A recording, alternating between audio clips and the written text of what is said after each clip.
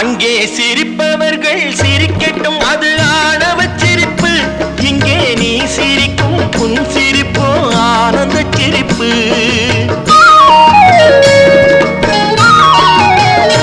அங்கே சிரிப்பவர்கள் சிரிக்கட்டும், அது ஆணவ சிரிப்பு.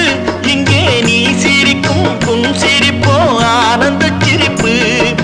நல்ல தீர்ப்பை உலகம் சொல்லும் நாள் வரும் போது அன்று சிரிப்பது யார், அழுவது யார் தெரியும் அப்போது.